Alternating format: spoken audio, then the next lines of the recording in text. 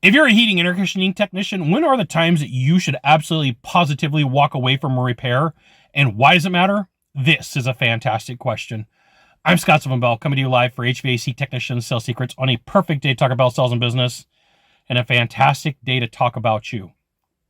It's a nice day here in Sacramento. So here's the thing. There's going to be times where you should walk from the repair that you show up at. Now, I want to give you a little bit of history if you've never done sales. There are times where homeowners will get bids. That's their prerogative. They can, absolutely, let them do it, okay? But the problem is nobody ever tells them, like, well, once you have the bids, here's what you do with it. So they have a bunch of different companies. So like in Sacramento, there's about 80 companies right now within 50 miles of my house. And so some of them are at the top of pricing. Some of them are at the very bottom. And the ones at the very bottom have a higher propensity of going out of business than the ones who charge at the top. And so here's one of the issues that happens is some of the smaller companies will go out there, and in order to get the deal, they'll give the person the next up system. So if you have a strategy at your company where you've got bronze, silver, gold, platinum, ruby, what will happen is the market will go out there and everybody will bid at gold and platinum, and smaller company will say, well, we'll give you a ruby system. And here's the thing. These systems can be super complicated. And they may not ever work right unless you have proper ductwork, proper return air, proper refrigerant charge. And so sometimes what happens is those companies, those smaller companies, throw up their hands in the air and say, we can't fix it, or they go out of business. So there are 5 reasons. I got 5 reasons when you should walk from a repair. And if it's your install, it's your problem, right? I got to tell you that. If it's your install, it's your problem. You should absolutely deal with it. You take care of it, okay? So when I was a technician, we had a rule at the company that I was working at when I was a tech that said, hey, if the system's under 2 years old and the company who installed it is out of business, you do not touch it. Didn't matter. We'd go to the house, we'd look at it, we'd be like, system's too new, we're not touching it. Who installed it? Oh, XYZ company. Oh, they're out of business, we're not touching it. Well, I need to get it fixed. Yep.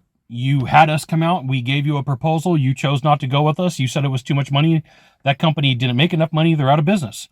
And people would get mad. They're like, oh, you have to make this repair. No, because if that other company is out of business and it's a complicated piece of equipment, you're going to own that thing and it's going to be an absolute nightmare. And homeowners would get mad. They'd get angry. Like, that's not fair. I'm like, you went and got 3 bids. You chose the company that you thought was going to do the best job.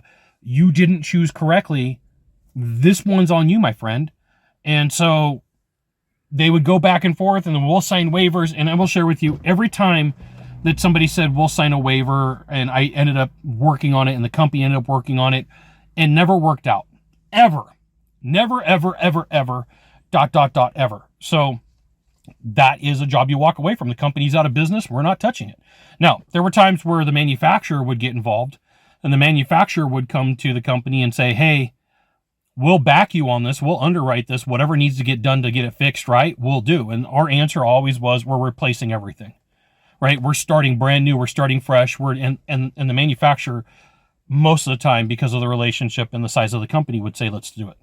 Number 2, nightmare homeowners. You have met this person. I have met this person.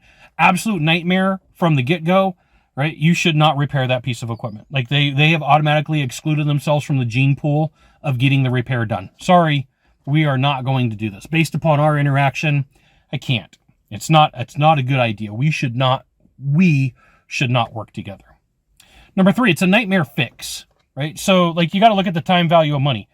I could think of a couple of jobs when I was a tech that I went out to that had nothing to do with the install for the company that I worked at, and just walking around trying to figure out like what did they do was a couple of hours. And to me, I'm losing out on, okay, a couple of hours, like my ticket value is going down watching this, and people are like, oh my goodness, you are watching your ticket. Yeah, absolutely. Almost every company I've ever worked in is a commission gets position job. And that's not a bad thing, because that's one of the reasons the company stays open. And that's one of the reasons the company has money to advertise. Okay. If it's a nightmare fix and you're looking around, you're like, you should probably just decline the work and say, I'm sorry, I don't want to do this. And if they're like, well, I'm going to push it and I'm going to call your office, let the office deal with it. That's their role. Now, here's the thing. If you want to be better at sales, you want to be good at what you do, you should absolutely join my email publication, hvactechsecrets.com. I'll give you the goods. Not in the Facebook group, not in the YouTube channel, which means private coaching, private training, discounted coaching, discounted training. It's an email publication. You, my friend, will freaking love it. And occasionally I try to sell you stuff.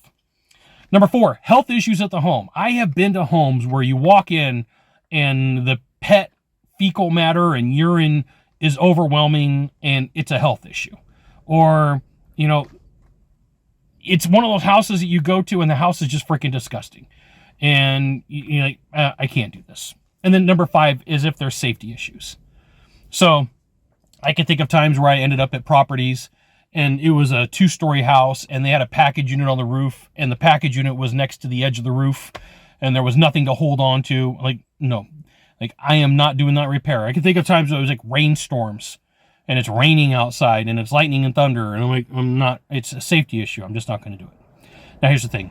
If you got one of 3 things to do from here, just one of 3, find the subscribe button, click on it. Every time I send out a video, you'll get an update. 2, hit follow. 3, you know what you got to do. Share this video with a friend. We'll see you soon. Thanks for watching.